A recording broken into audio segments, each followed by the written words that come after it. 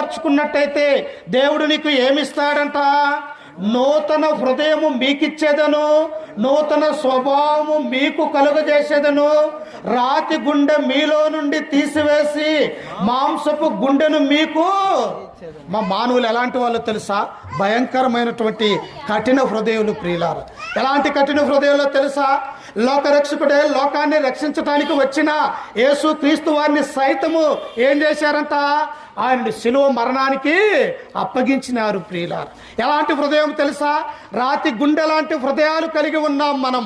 మనలో ఎక్కడ కూడా విధేయత కానీ, వినయము కానీ, దేవుడంటే భయము కానీ, భక్తి కానీ లేనటువంటి జీవితాలు మనము జీవిస్తూ ఉన్నాం. అందుకనే దేవుని యొక్క వాక్యాన్ని నీ వింటే నీ హృదయం అనేది దేవుడు మార్పు చెందటానికి అవకాశం ఉన్నది.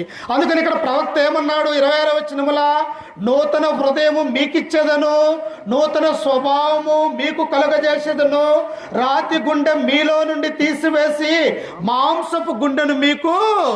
అప్పుడు మాంసపు గుండెను మనకిస్తే మనం ఏం చేస్తామో తెలుసా? ఇతరులను ప్రేమించుతాము, ఇతరుల జాలి కలుగుతాం, ఇతరుల దయ కలిగి ఉంటాం, ఒకరికొకరు సహోదరుల ప్రేమ కలిగి ఉంటాము. అందుకనే ప్రభు ఏమన్నాడు?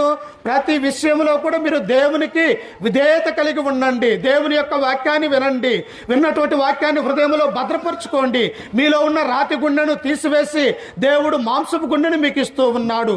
అందుకే మీకు నూతనమైనటువంటి హృదయాన్ని, స్వభావాన్ని మీకు దేవుడిస్తూ ఉన్నాడు. ప్రియులారా, మనం ఎన్ని పాపాలు చేసి ఉండొచ్చు, కానీ ఈ పాపాలు పోవాలంటే, ఈ పాపాలు కడగబడాలంటే క్రీస్తు దగ్గరకు రావాలా. క్రీస్తు రక్తములో కడగబడితే తప్ప మన యొక్క పాపాలు పోవు అన్నటువంటి సత్యాన్ని మనం అందరం కూడా గ్రహించాలా ప్రియులారా. అందుకనే రెండవదిగా మనము చూస్తే ఆ విన్నటువంటి వాక్యము మన యొక్క హృదయాన్ని ఏం చేస్తుంది?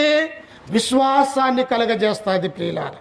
ఎలాంటి నమ్మకాన్ని కలుగజేస్తుంది? అయ్యో, దేవుడు నా కొరకు ఈ భూమి మీదకి వచ్చాడా? నా పాపములు తీసివేయటానికి ఆయన తన యొక్క రక్తాన్ని కలువరిగిరిలో కార్చాడా?